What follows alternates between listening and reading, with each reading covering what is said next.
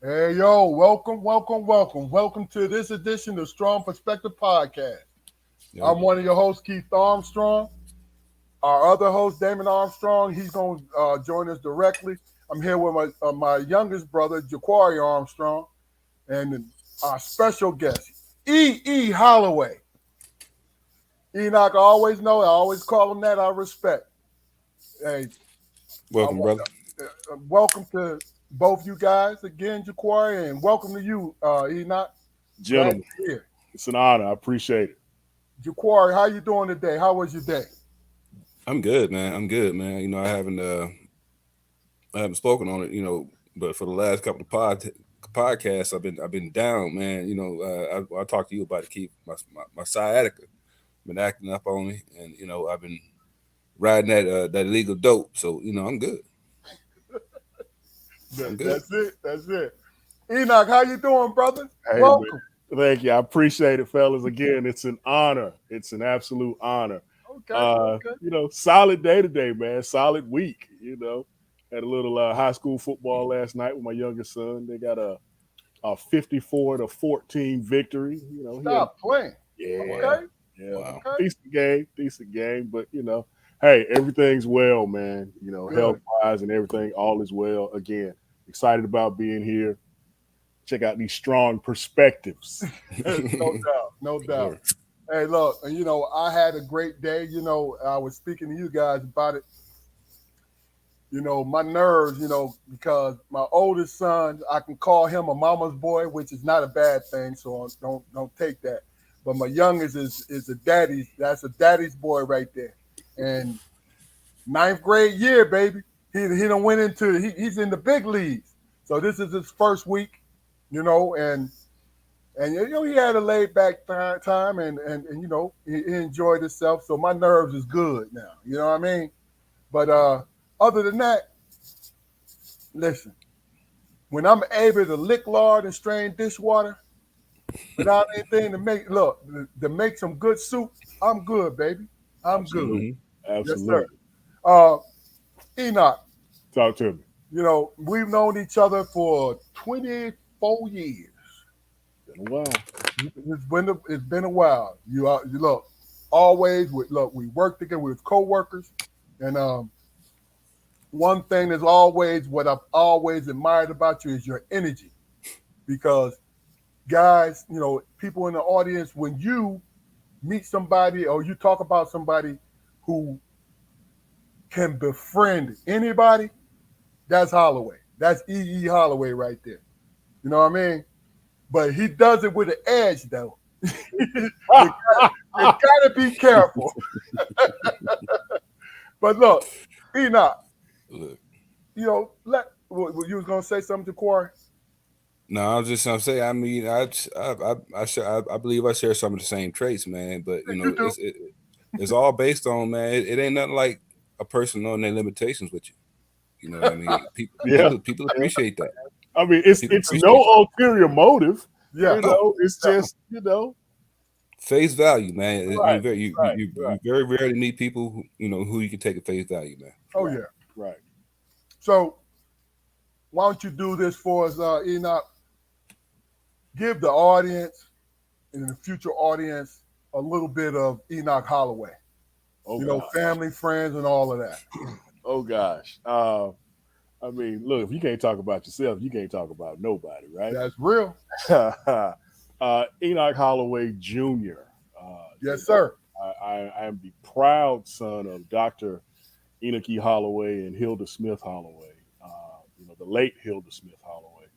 I've been married Condolences, brother. to Condolences. yep, been married to Valerie for the lovely Valerie, working on 23 years in September. Uh, she's blessed me, with two boys, Trey Enoch the third and Jake. I tell people, when it comes to sons, I mean, I hit the dad lottery when it comes to my boys. And I also say the same thing about my sisters. I've got two sisters. I'm the middle child between Sharon and Janelle, and I hit the sibling lottery too. There's no doubt about that. So again, I'm a Raleigh boy, uh, born and raised here. Served in the sheriff's office for, pushing 20 years, and now I'm in the nonprofit sector, working with the homeless population and doing a little domestic violence treatment work. And just following my boys around with football and all that good stuff. So that's kind of me in a nutshell. Okay, okay. I Look, definitely thank you for your service, brother. there's Appreciate no it. doubt about it. Let me just do this because, like I said, we had this long term relationship, and I was always the casual observer of this young man. You know what I mean? I call him a young man because I think how old are you? If it, 47. all right, I'm 10 years older than this guy, right? But he's always been wiser for his age. And the thing about it is, like I said earlier, he is a people person. He always been, and I've always admired that about him. You know what I mean? I can say that I say this about myself. I help people, and people appreciate it. But you have to get to know me. People want to get to know Enoch. See, that's the difference. You see what I'm saying? So it's the opportunity for it. So here's my thing. What I want you to speak on is this: being the middle child, because our brother Damon, who's going to be on directly, we understand the middle child blues. That's not folklore. Now, what kind of blues did you take your sisters through? Well, the wild part about it is my older sister Sharon. She's my Hall of Fame older sister. She's the leading rebounder in Winston Salem State University history, women's basketball. Wow. She's Sharon is 9 years older than me. My younger sister Janelle, who's started this year her 20th year teaching middle school. Okay. Um, so she's 3.5, 4 years younger than me.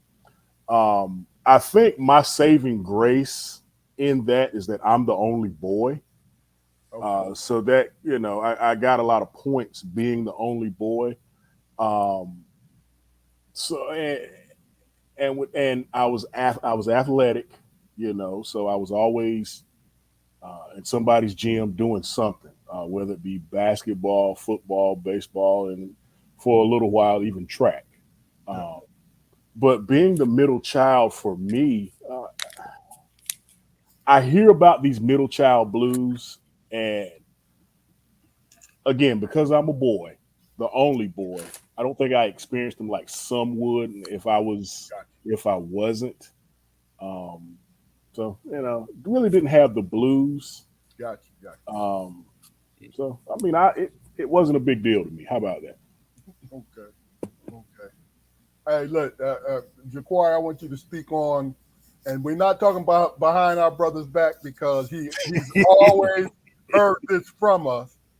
I want you to speak on a little bit about our middle child with all boys. Well, my brother Damon has always like, well, he's always been a popular guy, man. Always been a popular guy. Always. You know what I mean? And the attention that he received when we were younger, I don't know about my brother Keith, but I find myself, being like, and something, a lot of times being jealous of it. I'm like, damn, but it was, I never considered that, the accolades that he received, he deserved those. He did. You know what I He did. mean? He was I believe my dad, in my dad's opinion, he was the one who reminded him of himself the most out of all of Which us. You know what I mean? which is accurate because my dad, even though my dad was oldest, he still garnered that kind of attention too. So Yeah, yeah. And the times that they might have clashed or bumped heads or whatever, not being, not attempting to speak for my dad. I'm like, I'm thinking that my dad is seeing the potential in my brother, to kind of carry on, that John Armstrong, lineage, that charisma, that yeah, personality, yeah, and when he seen him, probably coming, falling a little bit short, he was harder on him because of that. You know what I mean? And it was as a kid witnessing some of that stuff, it was never fair. I never seen it as fair, because my brother, was my hero. My two older brothers are the only two men, living or dead, outside of my father, who I'll ever, admit that they are my fucking heroes. You know what I mean? I got everything from them, everything. The good and sometimes the bad. Yeah. But in all cases, it's always benefited me. You know what I mean? I've had thousands and thousands of of deep conversations with my middle brother Damon, and he's enlightened me on so many things, man. Taught me so many things, man. To a point where I stopped challenging him on things young, because I knew that he wasn't gonna steer me wrong. Number one, and number two, he's one of the sharpest motherfuckers I've ever known in my life. Yeah. Yeah. You know what I mean? So I mean, I don't. As far as the middle child syndrome, man, I've witnessed him, take a lot of things that may have set a lot of people back. May have set me back. I've seen him take those things and turn them into positives, man. That's real. You know, That's real. And I would So, imagine it is different because it's three of y'all. Yeah. It's three boys. Yeah. So, and I would imagine that would be completely different. Because again, like I said, I think my saving grace from that is that I'm the only boy. So everything was completely different about me. Activities and everything else. So it's kind of a respite, from what it could have been. Okay. so, Last let- so let me night. Go ahead, Jaquar. so let me ask you this, man. I mean, it's just interesting. I just want to know, man. So pops is Enoch the first. He's You Enoch, senior, yeah. you Enoch Jr. I'm And junior. you got Trey, right? Trey, yeah. All right. Does he have you explained to him the significance of his name? That's a hell of a name, Enoch. I have, but if the good Lord blesses him with the son, it's not necessary. It's Mm. not. Gotcha. It's not. Would I like it? Would I appreciate it? Oh heck yeah! But does it have to happen? No. I mean, with me and my dad, oh yeah, there was no doubt if I had a son, what his name was going to be. It was never an issue. Gotcha. That's why when my second child was born, Jacob, I had no say so in his name whatsoever, zero. And I knew that from the time Jake was born, Trey was born, that if we had another son, Mhm. I would have zero say so in his name whatsoever. And I had no say so in his name at all.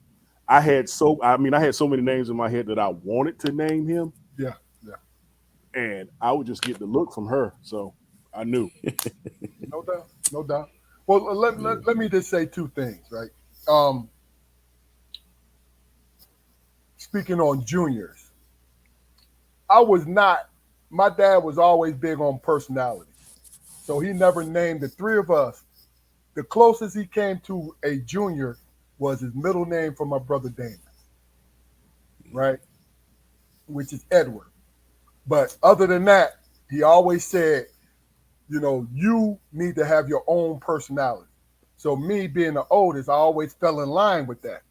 But my wife Kia is like, when my oldest son was on the way, she was like, "Hey, you think of any names?" I'm like, "Well, yeah, let's think about it." I'm throwing different names out there, right? She said, "Well, why don't you name them after you?"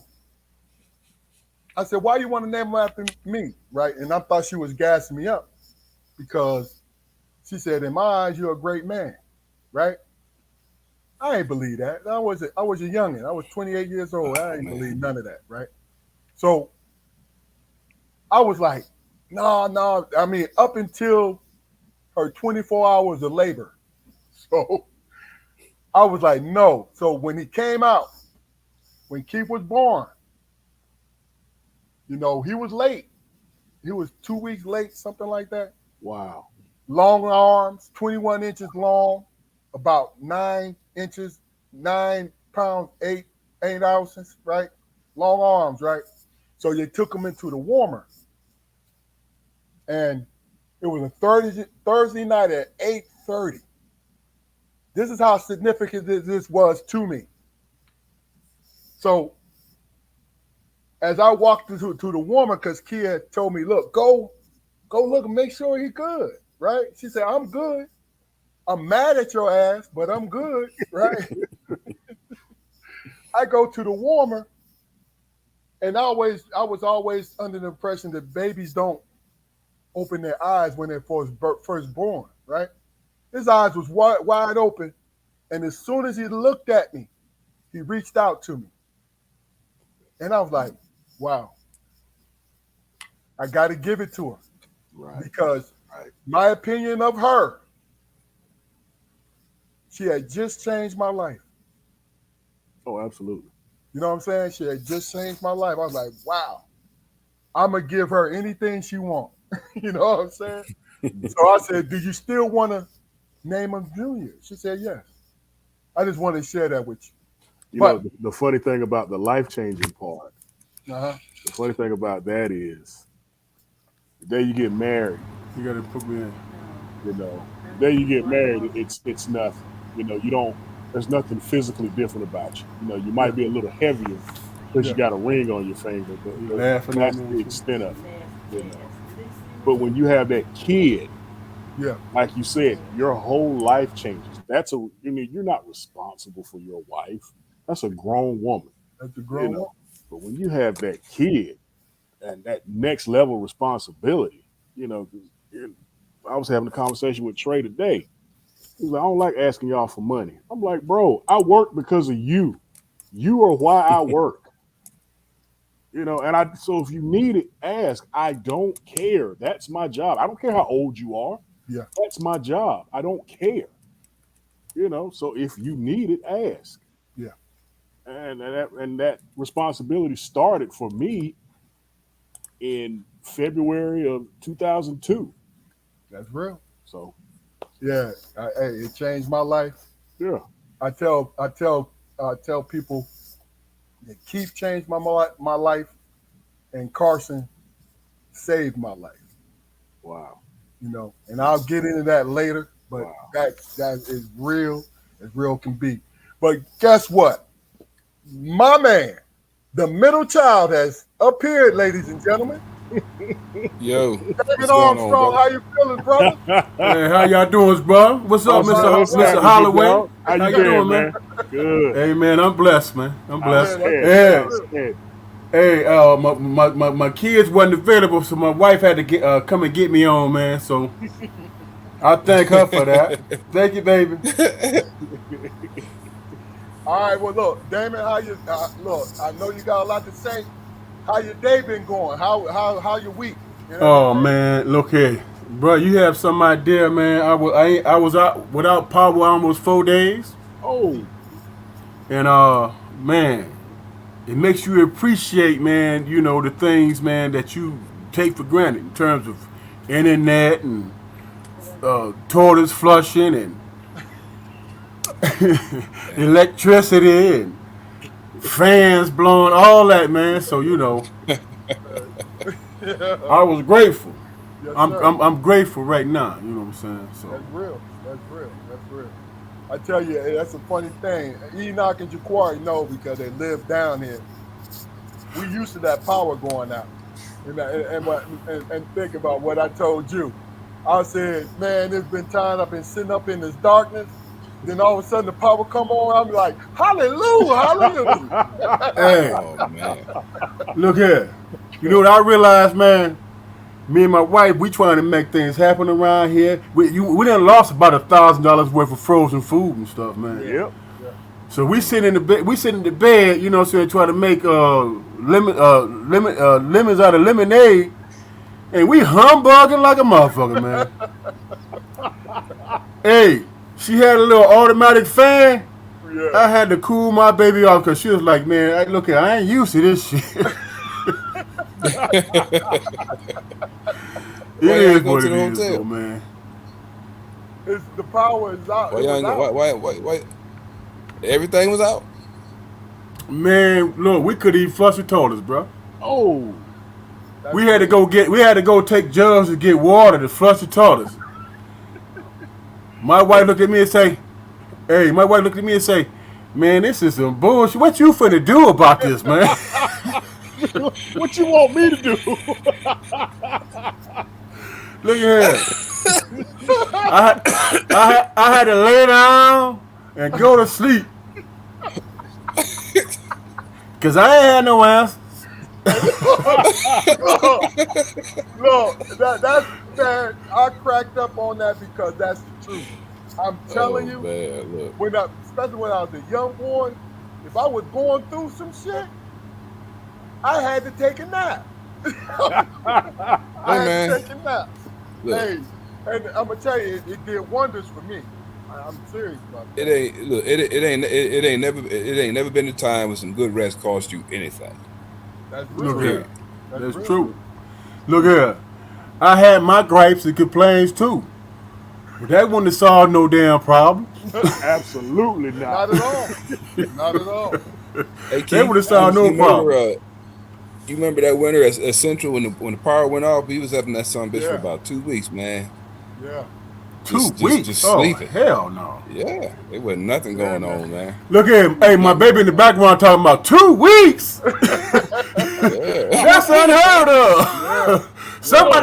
Somebody need to get sued for that. I'm trying, Keith. I mean, you were down here, right? We were down here when Fran hit '96, Yeah. Yeah. I mm, just and came down. Just came okay, down. Yep. when Fran hit '96, I mean, it was crazy. Yeah. I Man, mean, dudes were riding around in their patrol cars at night. One tree would fall behind them, one tree would fall in front of them, and they stuck. Yeah. wow. Lights were out all that's over crazy, East man. North Carolina, man. It was. Yeah. I know we didn't have power for a week, solid week. Look here, man. The one thing that keep you humble, man, is that you know you ain't got no control over the situation, but you still feel like you know what I'm saying that you privileged. Hmm. You know what I'm saying? Okay. You still feel like you privileged, man. But at the end of the damn day, man, you just got to figure out how to make it work. Man, You know what I'm saying? look, and that's the truth about it. That's definitely the truth. But look, let me just do this because we want to come back on you, E, because like I said earlier, I was a casual observer of you, your relationship with your sisters, relationships with your family. You know, I met your father, met your mom. You know, we were zone partners. I see you. I see you, though. All We were day. zone partners. Me and Enoch were zone partners on the east side.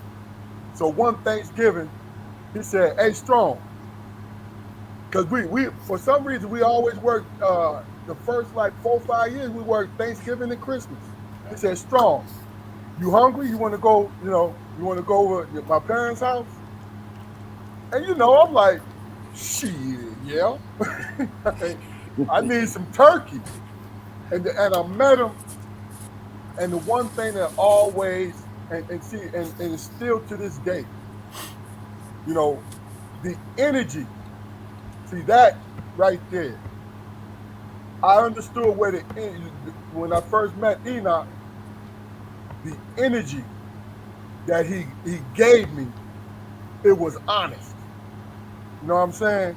So tell me about how you feel about your relationships with your parents and with your sisters.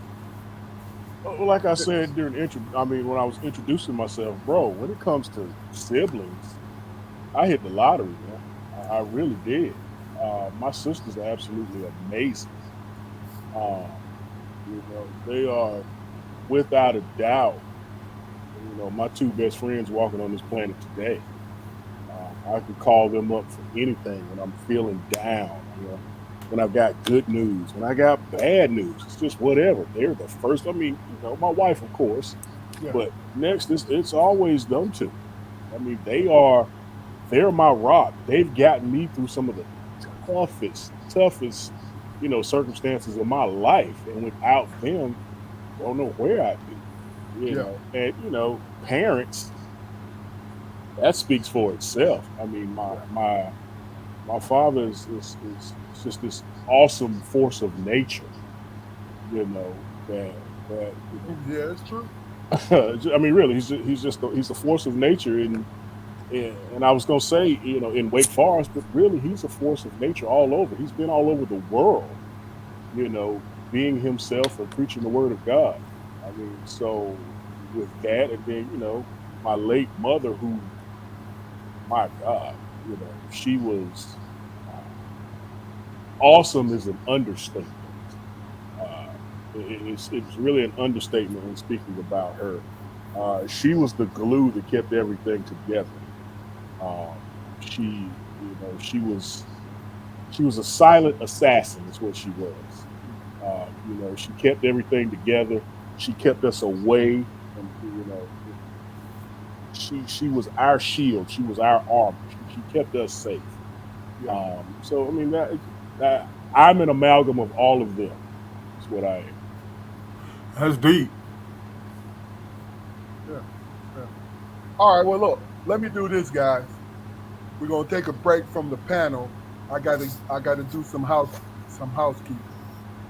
First of all, everyone watching and who will be watching in the future, please go to our channel, Strong Perspective Podcast, like, share, and subscribe. Especially subscribe and like, because what we're trying to do, we're trying to reach everyone. The purpose of this podcast is to talk to everyday people about what they've been through and their vision and their view of this world. Because really and truly, that's what we do. We make the world go around. Of course, we got our celebrities, and some of them are very smart, and some of them are very stupid and selfish too. But guess what? What we do is Whew. we feed into everything they have to say. So our goal is to give everyday people a voice. That's it.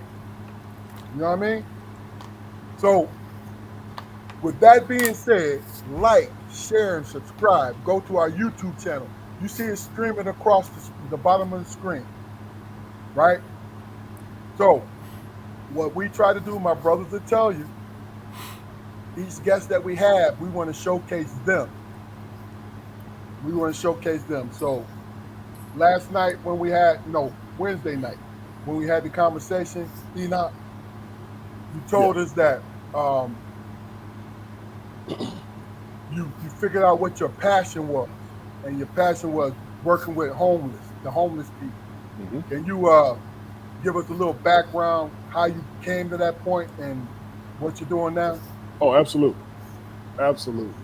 Um, when I was younger, I started at the sheriff's office when I was 21 years old. I was a 21-year-old kid, and I really had only been 21 for. I just turned 21 3 months early, so I was a kid. I knew absolutely nothing.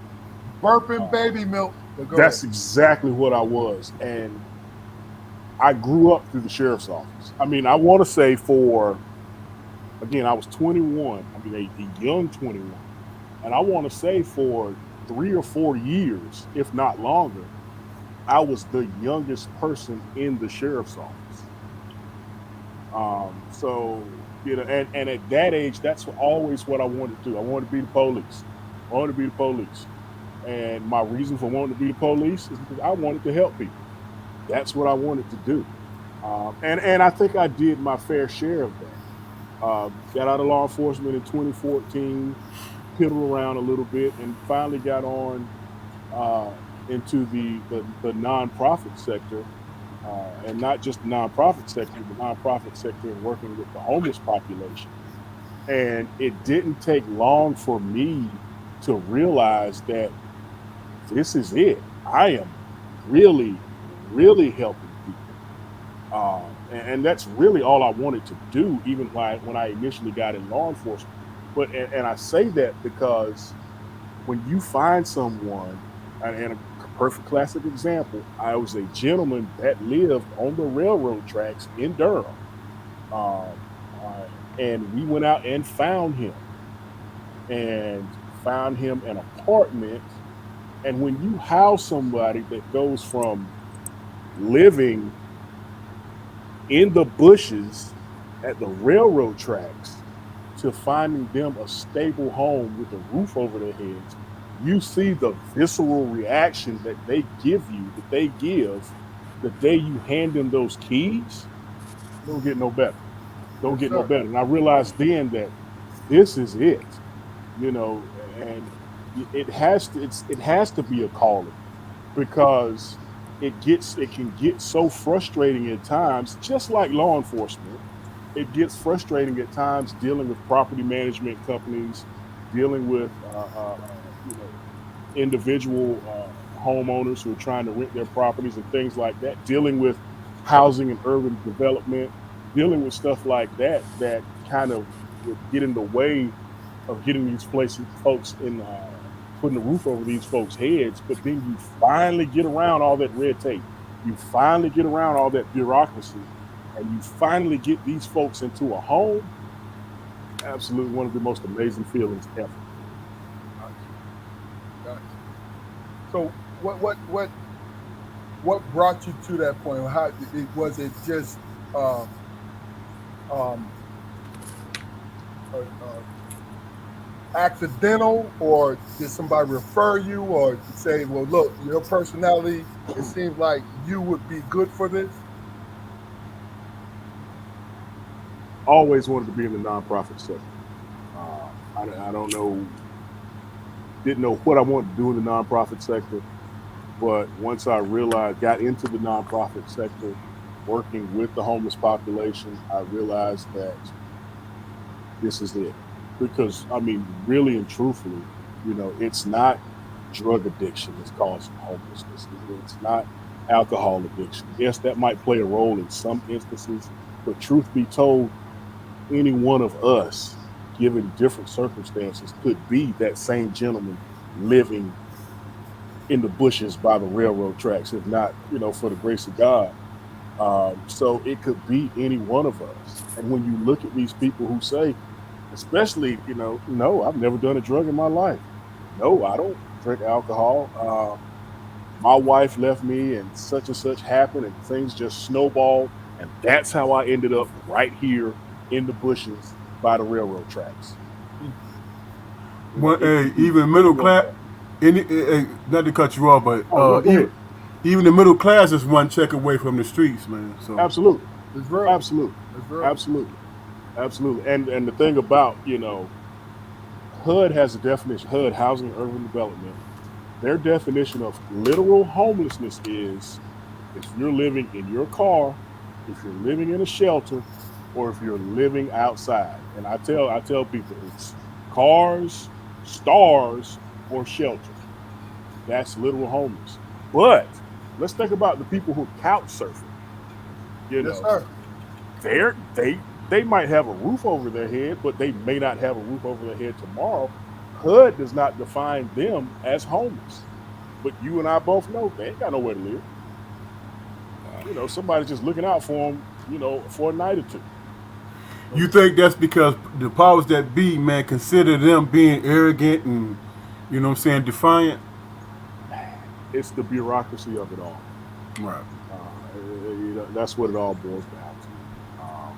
You know, who has the finger on the money? Who wants to disseminate that money, and who they want to give that money to? True. Uh, True. and that's what it all boils down to. Hey, I wanted Let to me ask, comment on your. I want hold on. I wanted to comment on your name, man. Just a side note, I want to comment on your name, man. You walk with that name. Walk with God, didn't That's what he? it means. He never Exactly what died. it means. Absolutely. oh yeah, Never what's up? died. That's What's up? Methuselah's granddaddy. Yeah, That's that what. sure That's is. what's up. Mm-hmm. That's what's up. Absolutely. Jaquari, you For sure. what was you about For to sure. say? I was gonna ask you, like, you mentioned like the different categories of homelessness and everything, man. Is have you ever come across a situation where a person was forced to do things in order to secure a roof? Oh, absolutely. I mean, like, yeah, like Absolutely. predatory situations. I mean, it's because I mean, I Absolutely. work with young people, man. Hmm. And uh, if a person is not aware of certain resources or whatever, that they'll do just about anything to secure a roof. Absolutely. I mean, You you know, have predatory and landlords. that's Yeah, there are predatory landlords out there who prey on women, who say, you hook me up, I hook you up. hmm That happens. That happens. And and I'm talking 16, 17-year-old girls. You see that. Yeah. You see it. yeah, And yeah. it's all over the place. It's not just. I mean, I think what I read was North Carolina, as far as human trafficking goes. North Carolina is one of the top states for human trafficking, which is wild to me because I mean we're just this little state right here in the middle of the mid Atlantic, but we're one of the Mm. hubs for human trafficking. I mean, you got to think about it. I It's the think migrant, it's the migrant population. Hmm. You know what I mean? And but yeah, our community comes in a close second with Hmm. that migrant population, Absolutely. which which is hmm sad. It really is. So it's funny when you say this. We talked about it Wednesday, and really we joked about it. But Damon wasn't able to come on because his power is out. Damon, real quickly, speak about my homelessness, how you felt about it. Oh, when you was in Pittsburgh, my heart was broke, man. You know what I'm saying? Yeah, Because I saw this guy, man, that went from playing for the University of Pittsburgh, coming from home and all that stuff, and it was like, I wouldn't say it was ego, but it was, there's a certain sense of pride, but it wasn't overinflated. When I say pride, he didn't want me to worry about him, but I knew he was in a dire situation. And the struggle for me was, we had spent the whole week. How many days we spent together? it was no, it was about a week and a half. Yes, A sir. week and a half. You know what I'm saying? And I'm having a good time. We having a good time. And then I had to leave. And I was at his apartment when we was like sharing macaroni and cheese and shit. You know what I'm saying? Oodles and noodles, dog. Yeah. And I Yeah, was like, when it was time for me to go home, because I was going back to college, and so I'm on scholarship, and I'm getting steak meals and all that stuff, and I'm like, man, I can't leave my brother like this. So I'm thinking in my head, how can I help this brother? And he thinking like, man, you need to go home. I'm good. And I'm like, nah, you're not. So over the years, we went back and forth with that. You know what I'm saying? He had to the point where he finally admitted, man, yeah, I was struggling. oh yeah, no I doubt was about struggling, but he had that one thing about him because I was his younger brother. I'm struggling, but I'm gonna make it. I knew he would always make it, but that 5 hour trip home, that was murder, man. it. Yeah, That was murder, especially when I stopped on the joint and got me a hamburger. You know what I'm saying? hey, Hey, look, I only hey Enoch. I only ate half that joint because I was like, I'm gonna put this over here for my brother, man. In spirit. like, like, look, like pouring out the liquor and Pour, shit. Oh my pouring out a little God. bit for the brothers that ain't here. But It look, was, let, Hey let, let, man, look. let me just put it in context real quick. Basically, what happened was when I was finished with the Bengals and I graduated and everything like that, right? Um, I wanted to move back to Pittsburgh. Now, my father was a wise man. He said, listen, son, take your time, work your job, save your money, then go back to Pittsburgh, right, if that's where you want to go. For me, being 24 years old and not really understanding that I'm on my own if I leave, I moved back. Now, my wife at the time, she was staying, she was at Pitt. So what I did was stay in the dorm with her. But then in April 28th, when school was over with, I had to find somewhere. So because I had a good relationship with one of my deans in my school, he hooked me up with a job in the detention center. I got there, but see, you had to have a criminal background check, right? But what I foolishly did was, because got her apartment, but what I foolishly did was give the address of the dorm my wife was staying in at the time, even though she was going home for the summer, right? So basically, what happened was me being young and impetuous, not thinking. You know what I mean? You know how they say, look, a hard head make a soft ass, and you need to learn from it when you go. So basically, what happened was they sent it to the dorm. The dorm sent it back. So I spent the summer in an apartment, and I'm gonna tell you when, like, God blesses you, because I was in an apartment of a former alumni who knew me from pit basketball, and her name was Sophia, a Greek woman, one of the nicest women I ever met in my life. She let me stay in there for 2 months without paying rent, right? And I put myself in that position. The people that Enoch is speaking on, they didn't have no control over that shit. I did.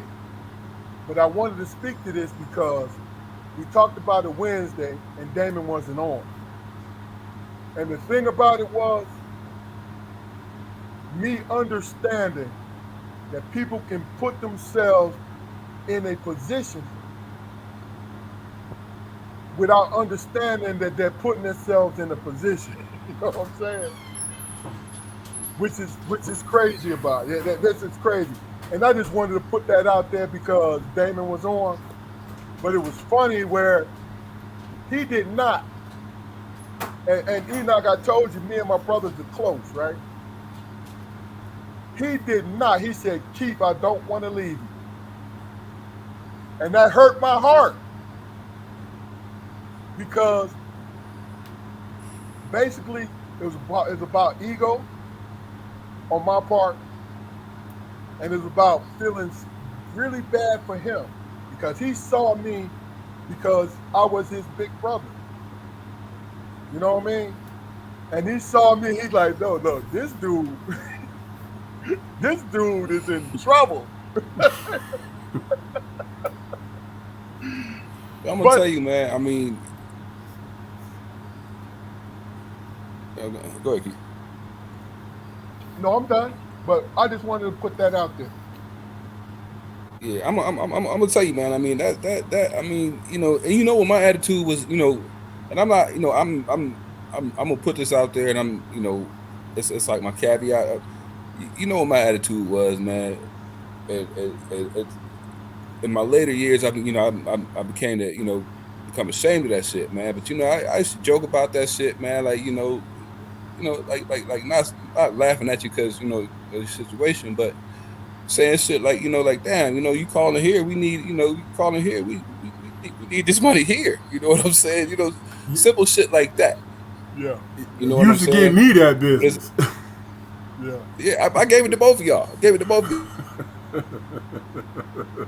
y'all. I mean, but at that time I was a child, man, and I'm not making excuses, man. But it was fucked up in both situations, man, because the things that you guys went through, I didn't have to go through because of you fucking dudes. You know what I'm saying? When I left the house, when I left the house the first time, I went to your house, Fluke. You know, move the fuck back home. When I left the second time, I went to your house, Keith. When I got down to North Carolina, eh, I was in a position where I didn't know how to take care of business, and I was at a point where I wanted to quit. But my oldest brother took care of my goddamn business. I didn't get myself into school. Keith got me into goddamn school. Hold on now. You You was know in what I school when mean? you was staying at me. When you was staying at me with Yeah, me. yeah, You yeah, was yeah, in yeah. school then. Yeah, I was. I mean, and I'm not taking nothing away from that, man. And that's credit. That's something I should have said. And, I'm on No, that I ain't goddamn judging you, and shit. I'm saying you said you wasn't taking care of business. No, you was taking care of business then. No, you threw that But shit no, in there. I'm just speaking to the examples, man. Man, this brother was I'm just taking a speaking to bus. I know. but I'm just speaking to where I was, like I said, when I had childish thoughts or whatever. It's childish selfish thoughts, man. And the things that y'all both went through, man. You haven't gone through that. You put me in the position where I didn't have to go through that. Use the block upstairs. You know what I mean? Well, think about it And though. and You and had a and support system, yeah, and yeah. imagine how But I you didn't would be understand if Holloway. you did. I didn't understand Absolutely, it at the time, though, man. I did absolutely. not understand it at the time, man. But hindsight is 2020, and I'm glad I've grown enough to gain knowledge and gray hair. You know what I mean? Hmm. But the things that they went through, man, it reinforced my reverence and my respect for both of them. You know what I mean? They've always been my models, for all things positive. Seriously, you know, and their testaments, man, their stories are in some cases, man, just you know, it seems like it seems like fiction, man. It seems like I, fiction I, to come I'm from. gonna but go ahead. Go ahead. Go ahead, go I ahead, mean, man. look, I'm like, that's part of the reason why I asked you about your sisters and all of that, man. Because, like I said, hey, Robert Mitchell came on. He said, "What up, Strong?" But what up, Mitch? But here's the thing. First of all, we said it the last episode, Jaquari. The fact when you asked me and Damon too, our mother asked me if you could come down here, and it was an instant yes. I ain't had to think about it. Even though I run everything past my wife, I said yes from the giddy up, right? For one reason, our father passed away, and you stood there. You went to work, and you helped us. You helped our mom when we couldn't because we had our own family. That's all. I'm gonna touch on that. Because you and I and Damon always talked about this. But here's the thing: to be able, this is why I wanted Enoch to speak on his family because I was on the outside looking in, but I could see the love when it came to that. And when it comes to us, we brothers, it's always been love. We argue, but there's never been no permanency when it came to the argument. You know what I'm saying? It's like, ah, you know what I mean? Look, like Bernie Mac. Wake up the next day, you be bullshit. No, you be bullshit. No, you be bullshit. You know what I'm saying? Because that's the realness of it. Okay? Now, let me do this. Because this has been a great damn show. I'm real with that. So I want to do two things. Excuse me if you see the lag in the video because we in my home have been addressing our internet service, old fuckers. But but we're going to get it done, right? But also, I've been doing this, and the last three shows, and this will be the fourth one. I'm gonna throw this question out there to you guys, right? Especially you, Enoch, because Jaquari and Damon's all we done it and we expressed ourselves about it. If you had the ear of the younger generations right now, and they were to listen to you, right? What would you tell them?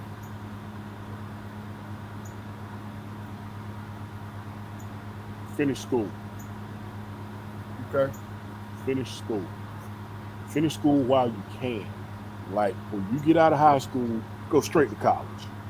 You don't need a gap year. Go straight to college. Get a graduate degree. Get a couple graduate degrees. But finish school.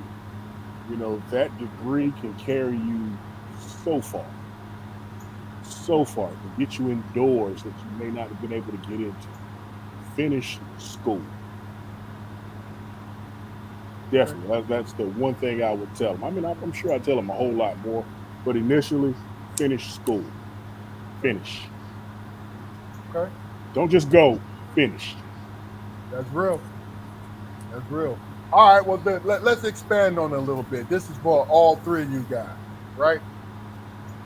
What did you tell your children, and what are you telling your children to this day, right? Because Jaquari and Damon and myself, well, I split the difference. I got a younger guy, ninth grader, but I got a grown man. You got a grown man and you got a 10th grader, right? What do you guys feel is most important for your children to know? We'll start with you, Jaquari. Um, I thought my daughter, I thought it was most important for me to convey to her, man, that when you're in the work world, uh, your efforts and your compatibility, your sense of teamwork, those are the things that define you, man. Popularity is so secondary when it comes to your work life. Be the person who is indispensable. You know what I mean? And I tell all young folks this, man. Nobody likes starting at the bottom, but it's a necessary function, man. So you start at the bottom, and you learn everything from your position up to the boss's position. You make yourself indispensable. So it doesn't matter how somebody feels about you on a personal level. If they need you there, if they can rely on you, to be professional at all times and understand what the goal is, you'll always, have that security. Anything outside of that, you know, it's your responsibility to grow that. But that's the foundation. Make yourself indispensable to any place that you involve yourself with. You know, once you've done that, like I said, you're free to establish yourself in any way you see fit. Okay. Enoch. One thing I tell both of my boys. First one is I take a verse from Kanye's song "Bound." Remember that one good girl is worth 1,000 bitches. That's one. I love that line. I love that one. And number two, don't burn bridges. Do not burn bridges. You never know when you'll have to go across them. You never know. You never know. Don't burn bridges. That's definitely it. Okay. Okay. Damon. The one thing I try to do, man, is based on my own personal experiences through my whole life, man. The one thing I always struggled with, man, wasn't society. I always struggled with myself, man, and how I coincided with society. You know what I'm saying? And then when, and then when it was time for me to do what I had to do in life or whatever, and I've been out in the streets. I did whatever I had to do, whatever. But at the end of the day, you know what I'm saying? The one thing I understood is that I had purpose. And what came with me having an understanding that I had purpose was my mistakes. You know what I'm saying? That's what it was. And at the end of the day, I look around and the people that I know and I encountered in my life, I was like, hell, you made mistakes too. But your judgment of me is contradicting your life. You know what I'm saying? Because at the end of the damn day, you have to live with your mistakes too. And try to figure out how to move forward. Now, if you're in a position to help me out, or you're in a position to judge me on the job or whatever, and you being something that you wouldn't want somebody to be towards you, then you a damn hypocrite. You understand what I'm saying? You're a damn hypocrite. And it's like, if you don't want to live this life living a lie, man, be honest with yourself. You know what I'm saying? And when you see somebody else make a mistake, you know what I'm saying? The first thing that should pop in your mind is, though, okay, have I been in that situation before? And when I was, did I want somebody to give me an opportunity or give me a chance or look past my my mess ups or whatever? Of course I did. Of course I did. But what prevents me to have that humanity for my next man? What is it? Is it ego? You know what I'm saying? As an individual, you have to determine that shit for yourself. I don't know. But me personally, I know going through my trials and tribulations, I had to ask myself, okay, how do I need somebody to be understanding towards me so I can have a chance to live my life? How do I do that? I have to be understanding and understand that we ain't none of us infallible, man. Ain't none of us infallible. We all make mistakes on all kinds of levels. But when you pointing down, when you yelling down at some damn body, you ain't thinking about your damn self. The only thing you thinking about is, I done made it, so I'm gonna do. It's just like, and Cash, forgive me for saying it, but it's like joining the sorority or fraternity. You know what I'm saying? If you got your ass kicked trying to get into fraternity or sorority, do you think, oh, okay, I'm gonna kick somebody else's ass? You know what I'm saying? Or do you say, you know what? I know how it felt to be whatever, and do I teach somebody how to, overcome and be the best they can be? Or do I punch down this shit? Do I punch down? If you punching down, you ain't learning shit. Especially if you got humiliated, or you felt a certain way about something and it stuck in your head and you was like, okay, you know what, I'm going to make a decision how I'm going to deal with that situation. I'm either going to be a fucking asshole or I'm going to be understanding. Based on your experience, you got to make a goddamn decision, man. You have to make a decision. You know what I'm saying? Are you going to make a decision based on your experience? You know what I'm saying? In terms of your humanity? Or you going to make that decision based on being an asshole? Those are the choices people have to make, as far as I'm concerned. Okay. Humility is a motherfucker, man. Either you're going to learn from it or you ain't. Yeah. And you have to live your life in that regard, man. If you've been humbled and shit and you still an asshole, damn, dog. What kind of motherfucker is you? Have you really been humbled though? Yeah. If that's the case. If that's the case, that's true. That's true. If you've really been humbled, then you have to take a step back and look at your experience and say, okay, damn. You know what I'm saying? What comes with being, there's a certain amount of shame that comes with that. You know what I'm saying? No, it speaks to your character. I mean, all that stuff. But it's personal. Sometimes it's delusion too. The both of you guys are speaking to. Sometimes the person don't get it because they're delusional. You know what I'm saying? It's what it is. They talk themselves into this shit. Yeah, but you talk yourself out of how to be after you've been treated like shit. It's kind of one-sided. You know what I'm saying? You can't get past that experience, man. Yeah. You know what I'm saying? Do you want to treat the next man or woman like that? I'm not built like that. But right. Look, because if you do that, then you hadn't been humble. Exactly. Because you don't understand. So.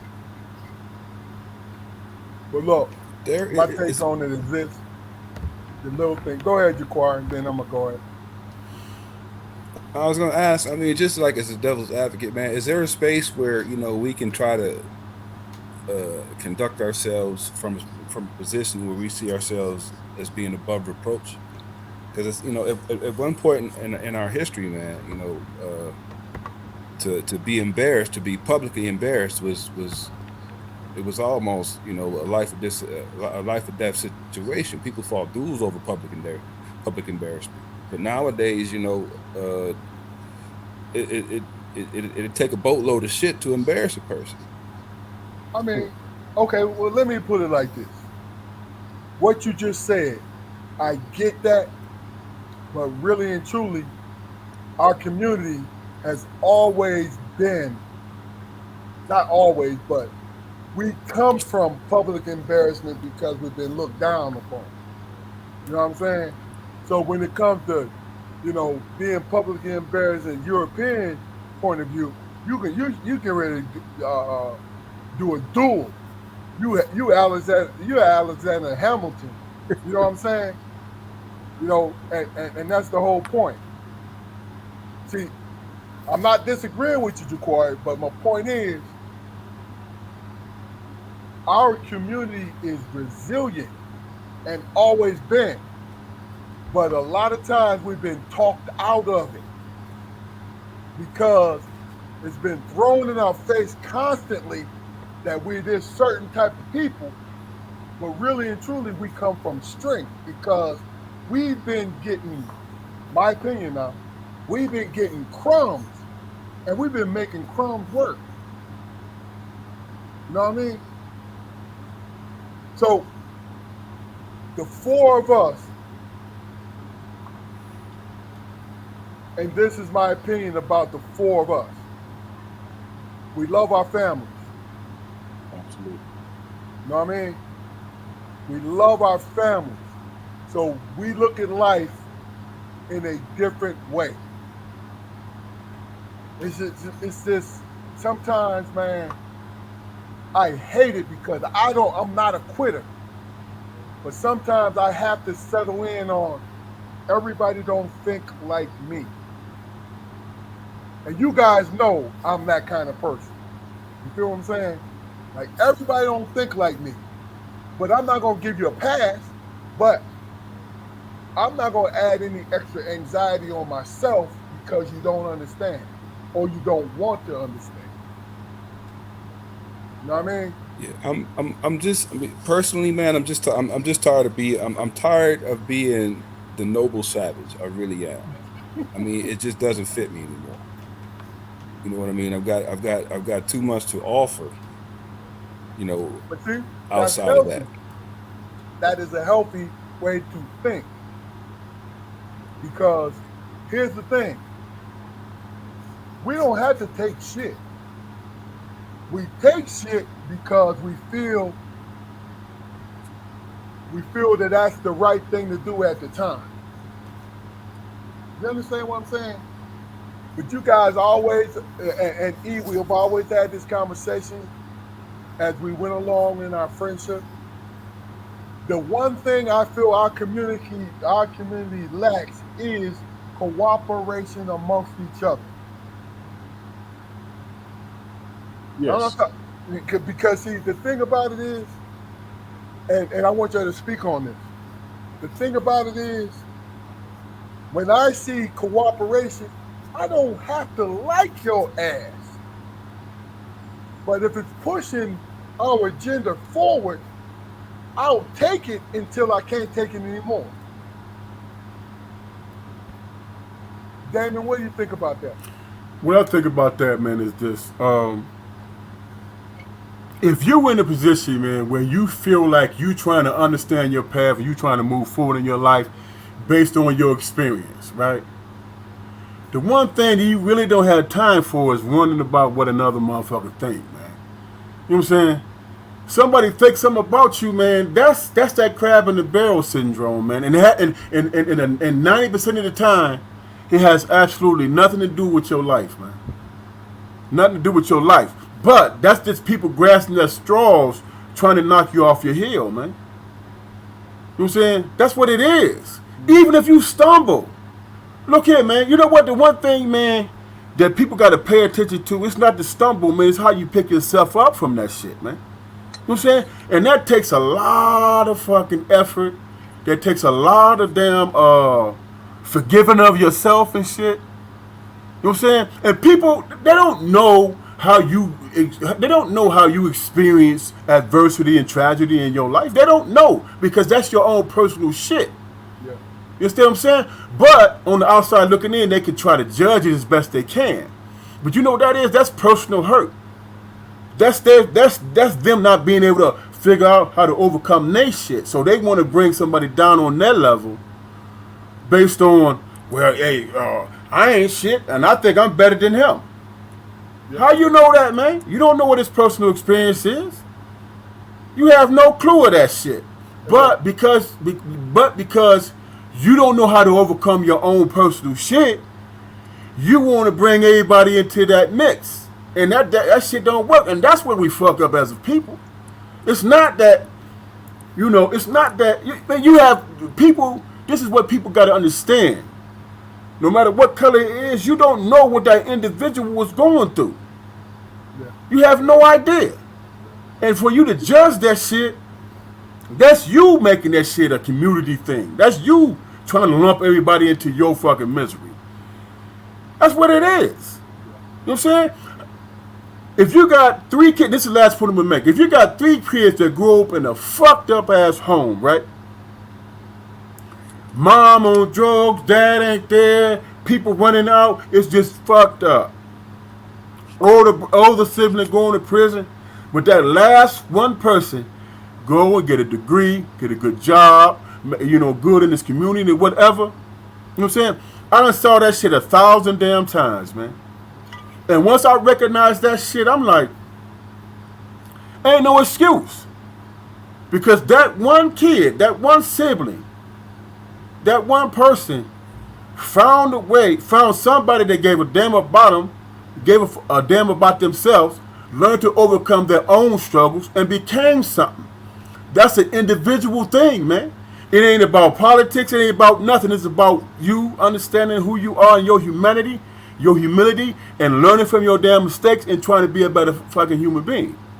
Yeah. That's what it is. Yeah. You know what I'm saying?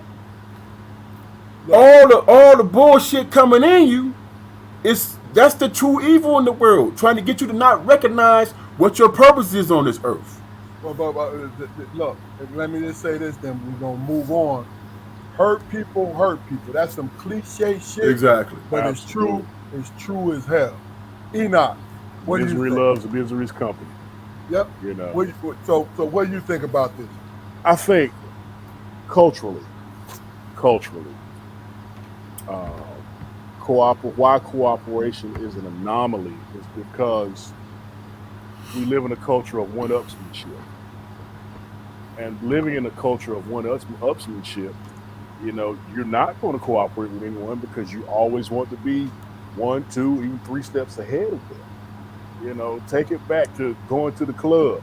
I got on these J's. You ain't got these. What difference does it make? Who cares? I paid $600 for this such and such. Who cares? And it starts at when you're out and about going to the club, and it just carries on through adulthood and everything else. And by the time you realize that, wow, I should have done something a little bit different, it's too late. It's too late. Gotcha. If I see anybody with some $600 shit on and they just hanging out on the corner, that's when that's when you was that's when you was a little young boy. I might just get it. No, don't speak on your past, dog. Look, you look classy right now. Stop playing. all right. The quarry. Speak on it, dog. Speak on it. I mean, for me, in a nutshell, man, it all boils down to character. I mean, if as far as character goes, if our character matched our pocketbooks, man, the majority of our community would be damn near starved to death. I mean, that's just what it is. We put emphasis on the wrong shit at the wrong time. I mean, what other community of people do you know will, in some cases, be the antagonist of a situation, and then when it turns, on around on them, they want to have the whole, diaspora march for them. Look what they doing to me. Look what they doing to me. I came into this McDonald's, and I got mad, because it was 10:30 and they stopped serving breakfast. So I pushed the cash register over. But when the police got there, and I failed to comply, I got maced and handcuffed and thrown in the back of this fucking squad car. I'm being done wrong. And I don't want to be, I'm not a Republican, man. I'm not conservative to that point. What I'm saying is, where is our personal accountability, man? Where is the emphasis on character in our community? It's some things that we would not even question. We wouldn't even question, man, when it came to letting somebody else from another community get away with some things, man. But as far as behavior, you know, some pretty outrageous things are accepted by us, man, just for the sake of the shitty hand we've been dealt in this country. Now, I'm not saying that those situations don't exist, man. Where we are fucked with. Me being a large black man, I've been harassed on several occasions, man. Harassed on several occasions, man. But I had to look within myself and say, well, shit. Uh, I had something to do with that. I had something to do with it. For the majority of the time. Very few times have I've been in situations where they just sprouted out of nowhere. You Yeah. know, accountability, man. You know, for me, I'm a Libra, man. So I'm emotional. I take everything emotional. You know what I'm saying? From that point of view. So over the years, I had to learn how to assess a situation, man, and say, well, shit. If you were in this person's shoes, you would probably be feeling shitted on too. So Okay. therefore, I'm gonna address myself accordingly because I want my interactions to end on a positive note. You know, Right. Right. for me, and growing up where we grew up, man, that could very well be a life or death situation. It Right. doesn't say that I fear the world or anything like that, man. But I don't want the world to cause me any harm over a misunderstanding, and I will not let it happen to me. Okay. So in dealing with me, and we spoke to her earlier, like when we spoke when I talked about the similarities that I might have with Holloway. I'm giving you everything at face value. I'm not the Sure. kind of person that's going to try to trick you into some sort of subservience. I don't need that. What I do need, man, is I need when you speak to me, be respectful, be honest, and look me in my eye, because that's what makes me comfortable. Because that's what I'm going to give you. Damn right. You know, All right. Well, look. Let me just do this because I got two two more things we need to address before we go, and we're gonna go to you, Damon. But the first thing, um, we're after I'm gonna ask this next question, but after that, I want you to talk about what you're doing as far as domestic violence is concerned because that's an important thing. But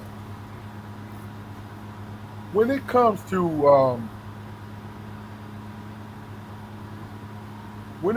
to how we as individuals and how we see things, right? Do you feel that celebrities have a responsibility to our community because they are popular? That is off the wall, but that's a good damn question I want us to talk about. Ah. We'll start with you, E. Do I feel that celebrities have a responsibility to the community? Yeah. Absolutely. Because it's their community too. So yes, they have a responsibility to their community. Uh, you know, Okay, okay. Now let me interrupt you real quick. go ahead. Even though they are in a higher tax bracket, they are they're only in a higher tax bracket because of their ability, God given ability, and it's not because it's an intellectual thing. It's because they're popular. Expound on that. They haven't always been in that higher tax bracket. Okay. Uh, at some point during their lives, or at some point during their parents' lives, there was a struggle somewhere. It's very few celebrities in our communities that when they were born, they were already on third base or born Right. already on second base. Uh, Most celebrities in our community, when they were born, they might have still been in the dugout. You know Yeah. what I'm saying? And it's their talent, whether it be being able to sing, whether it be able to play a sport or instrument or what have you. That's what got them around the home plate. So they know where they come from, and they should at some point uh, be active and giving back to their community. I mean, LeBron built the freaking schools. Yeah. You know, Michael Jordan built the hospital. It's things like that. And truth be told, I think the celebrities are much more active than we give them credit for That's because real. they don't want credit for it. That's real. So, we might crap on them, but we don't know what they're doing.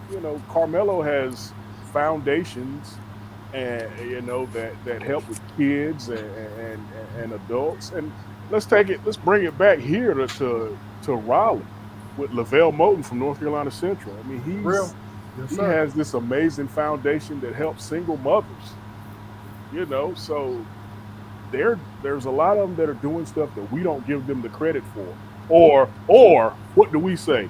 They can do more. We don't know what they can do, but they're Hey, doing something. hey, look, So yes, they should be active. I'm gonna tell you, I don't, fuck that. If you do something, that's enough for me. You know what I'm saying? Because after a while, people expect you to do more because they don't want to pull the weight themselves. That's just how I Absolutely. feel. Damon, Jaquari, Damon, you first. Just hit this quickly so we can get on to the rest of it because I want to make sure that Enoch talks about his thing and also Damon. We're gonna give you your due at the end. So Damon, you go first. For me, man, if you would have asked me this question 2 years ago, I would have been like, man, they need to do more, they need to do this, and they need to do that, or whatever. But my life recently, man, in the last 2 years, man, the only thing I can think about or focus on is my own personal humility, man, and how I choose to move in life. I can't judge anybody else. I can only judge the man that I'm trying to be. You know what I'm saying? The legacy that I'm trying to leave. So I don't know what other people's experience is. Maybe they not where I'm at in life. You know what I'm saying? And I can respect that because there was a time I wasn't where I'm at in life. You know what I'm saying? Through my own personal experiences, through my humility, through all these different things, man, I can only speak on what I'm trying to do moving forward, man. What everybody else chooses to do, they might make the wrong decision, they might make the right decision, but that's their path in life, man.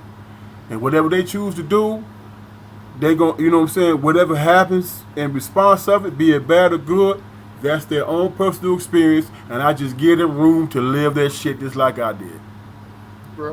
what I'm saying? Okay. Jaquari.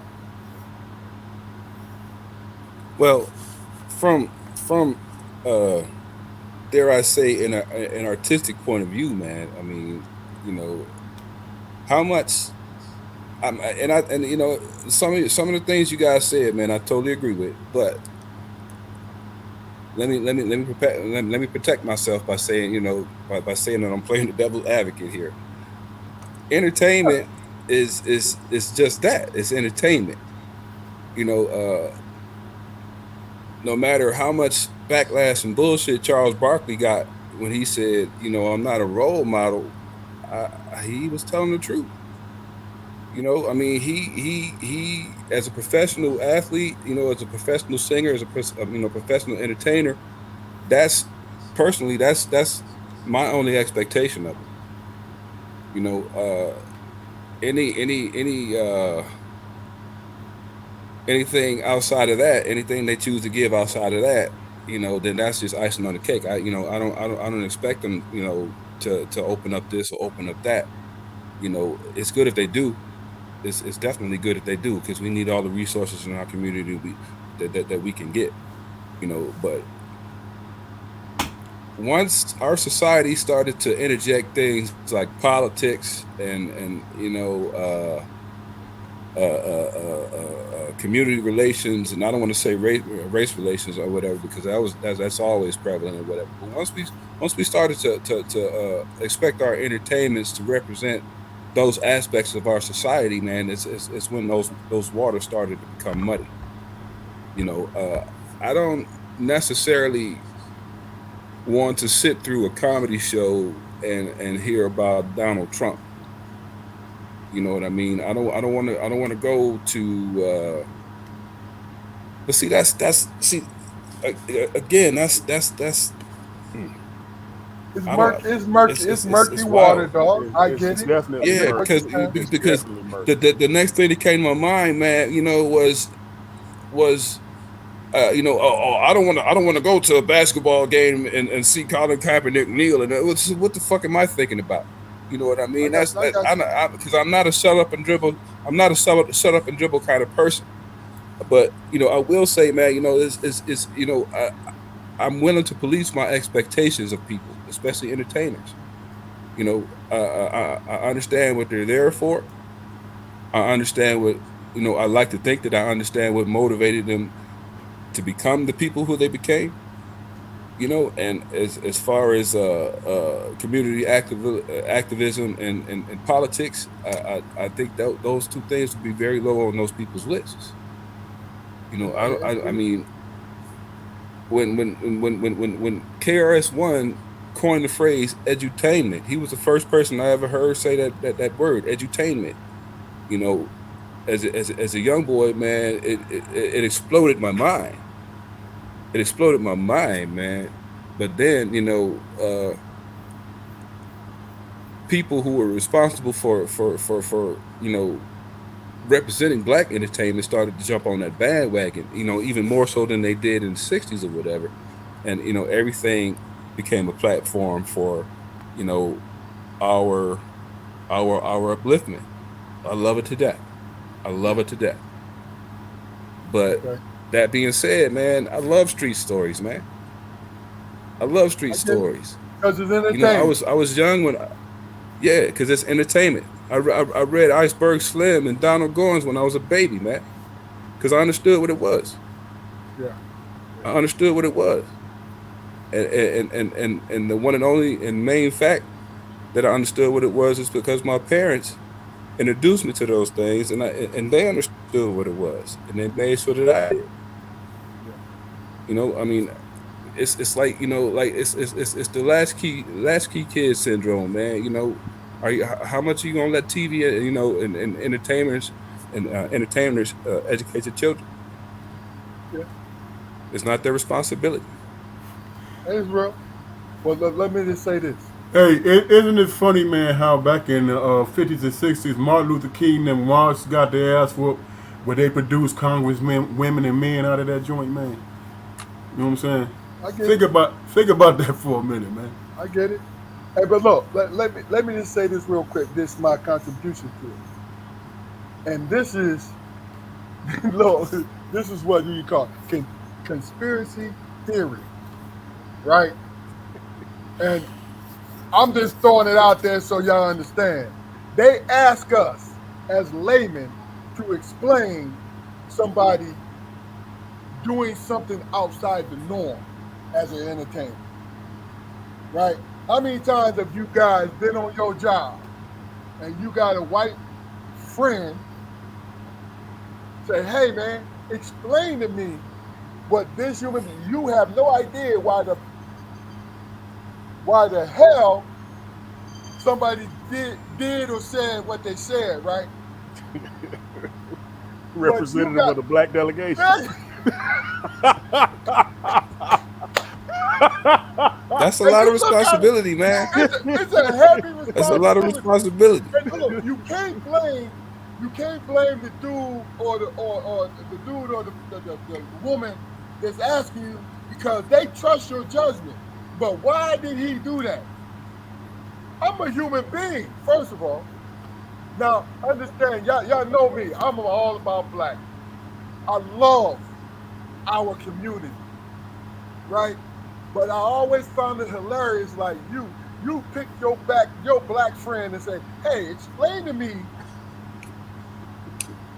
You know what I'm saying? And you're like, "No." So one time, I indulged somebody and said, "Hold on, you know this person went through this, this, and this, as far as poverty is concerned, had both parents, but they were poor. So you telling me you asking me why he angry?" I said, "Would you be angry?"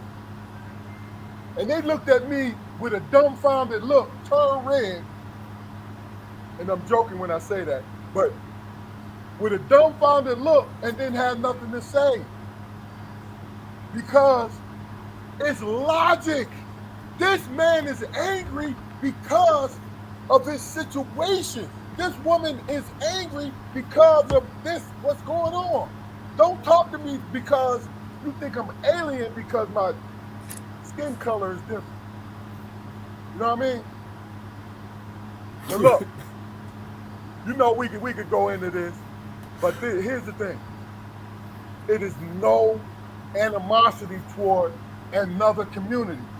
Absolutely. We speaking mostly on our own community. You know what I mean? Because it is what it is. But what I need you to do, what we're going to do from here is, Enoch, talk to us about your domestic violence thing.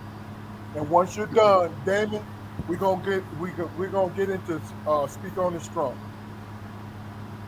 Floor is Um, yours, E. I'm teaching a domestic abuse treatment class. I teach men's classes and women's classes, and the just and court mandated classes. Let me throw that out there. These are court mandated classes. Um, the gist of it is get the individuals to take responsibilities for their actions, uh, to understand that their actions are their actions and no one else's. To get them to understand that there's a difference between a reaction and a response. Uh, you know, there is a huge difference between a reaction and a response. No one should get you to react. A reaction is not thought out. A reaction could be dangerous. A reaction could send you to jail. A response, on the other hand, is calculated, thought out. That means if you put some thought into something, in most instances, you're going to end up being okay and getting yourself removed from a situation that could turn for the worst or could turn bad as opposed if you reacted as opposed to responding. So really, it's all about getting people to understand that number one, take accountability for what you did. You don't sit in this class and talk about what the other party did because the other party's not there.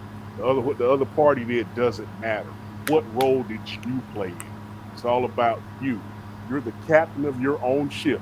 No one else captains your ship. To say that someone got me out of character, how can someone get you out of character? How can another individual dictate how you respond? No one should have that much control over you that an individual can dictate how you react. Because that's why you're in here, because you reacted and didn't respond. So it's all about taking accountability, learn the difference between a reaction and a response, and understand that no one can dictate how you handle a situation but yourself because you are the captain of your own ship. No one else should captain your ship. And that's basically the gist of it. Okay. Damon Jaquari, you have any questions for Enoch? What if my response is what if my response, not my reaction, but my response is to dress in all black, That's a get reaction.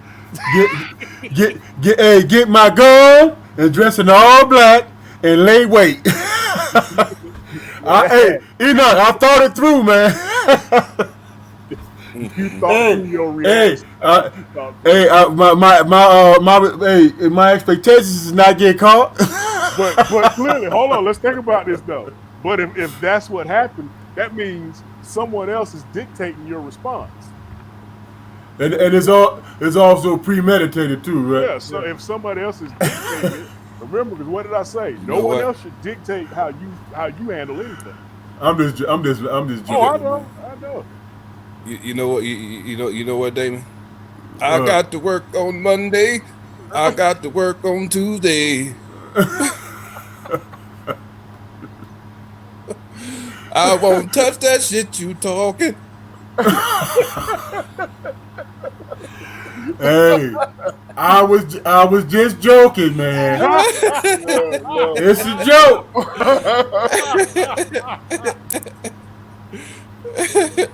I was so, just joking. so Jaquar, you have anything? Or am I? Look at look. First of all, you are joking because I know sister, right. If sister-in-law sitting there with a frying pan to punch you upside your head, bro.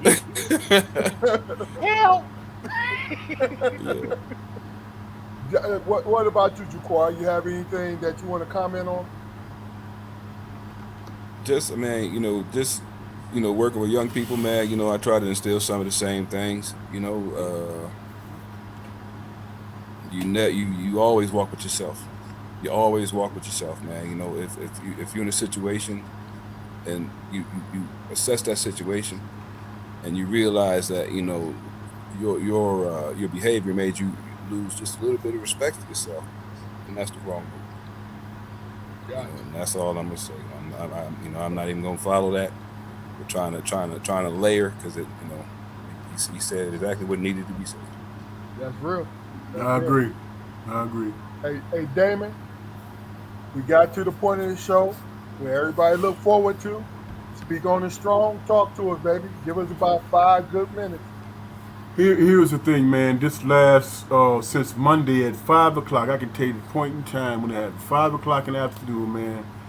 It's a little small gust of wind came through. The tree fell on our electrical line and stuff like that, man.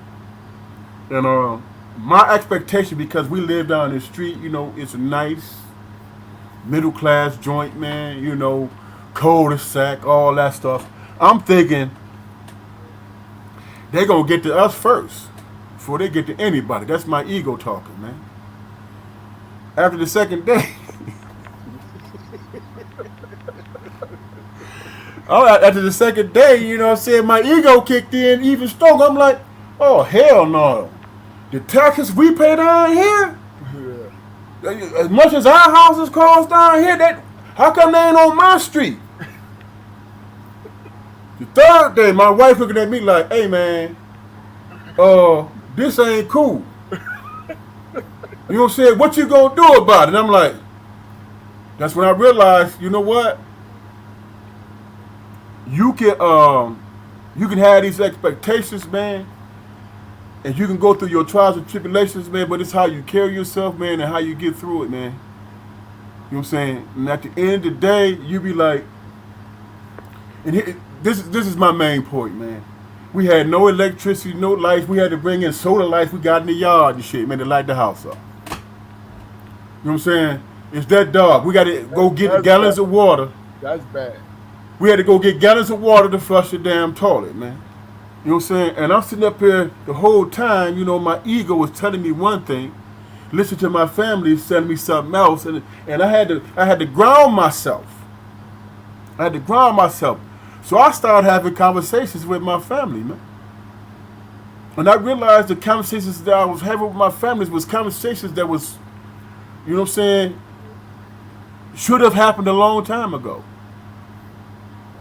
Should have happened a long time ago. So my point is, we were actually having a conversation with each other, man, about real shit. You know what I'm saying? Not what we saw on the internet, you know what I'm saying, or any of that stuff. We were talking about life. Yeah. You know what I'm saying? Me and my wife was talking about, man, I haven't been with my grandbaby for about 2.5, 3 weeks. She's coming back when I'm finna start babysitting her again. Man, I'm setting up all kinds of shit that's gonna help her with her growth and all that, man. And because I didn't have no electricity, man, I was more focused in what I could do for my family, man. You know what I'm saying? So when it comes to internet and cable and all that stuff, I'm gonna look at it the same, man. I'm not gonna look at it the same way Gotcha. because I was forced to spend time with my family, man, and think about my extended family. I call people I ain't called in years. You feel me? What you And do? we was on the phone for hours. Yeah, at the end of the day, it was like, damn, dog. So you all right? Is your health good? Or, basically saying, damn, this out the blue. You know what I'm saying? But it is, it's the truth, man.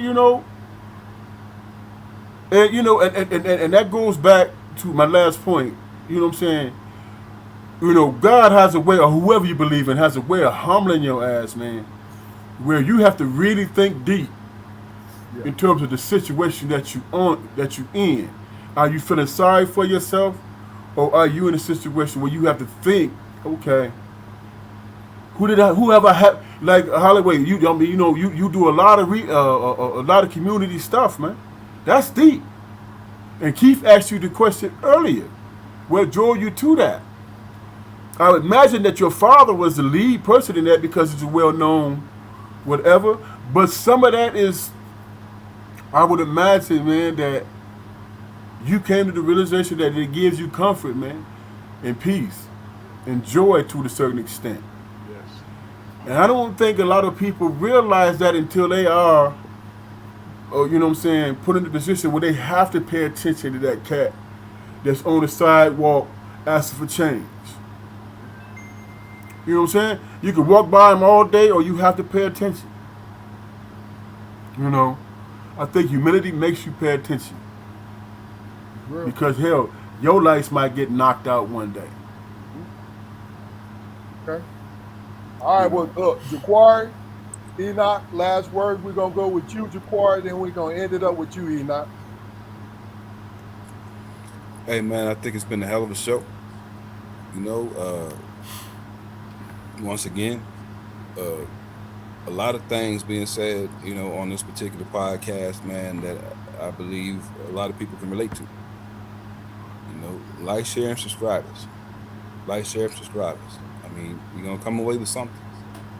It's I real. can't guarantee it, but I have a very high expectation of it. Enoch, it was a pleasure having you, man.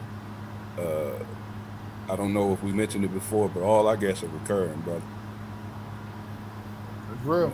All our You got guests are me, brother. recurring, man. It was a You good got me, show, a baby. hell of a show, and I appreciate you. You got me. Enoch, talk to us, baby. Gentlemen, this has been an absolute honor and a privilege. And I thank you three for having me first and foremost. You guys have an amazing relationship, and that's awesome. That's awesome. Just for the world to see, you guys who grew up together and are still tight to this day. And it reminds me so much of my two sisters and I. Ain't nothing coming between us. Nothing coming between us. And that's an amazing thing, especially in our community. It's an amazing thing. So again, I appreciate it. You know, you guys are awesome. This opportunity was awesome. So I thank you so much for it. Yeah, I'm glad to have you, brother. Damon, real quick, talk Um, to us. Look here, man. This was like a total pleasure for me, man, because I would been out without I've been without internet power, man, for almost 4 days. I'm mad because it's over, man.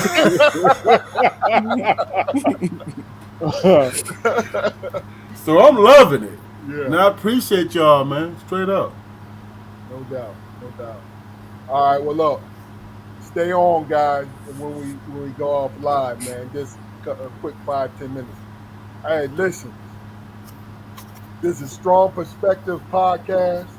You'll find us on YouTube. Like, share, and subscribe us. You know what I mean? If you want to come on, let me just say this: if you want to come on, message me if we're on Facebook together. If not, call me, and we're gonna make it happen. Because what we're in the business of doing right now is enjoying each other. First of all, because that's what me and my brothers started this thing to do, is to see each other at least weekly. You know what I mean? Because that's how close we are. and then we get to be with good people like Enoch Holloway Jr. That is a blessing in Right. itself. You know what I'm saying? So like, share, and subscribe. Go to our YouTube screen. Even if you don't watch any of the videos, subscribe for us, baby. Just talk to us, subscribe, and if you want to come on, like I said, message me or call me, and we there. But this is the Strong Perspective Podcast, and we out of here.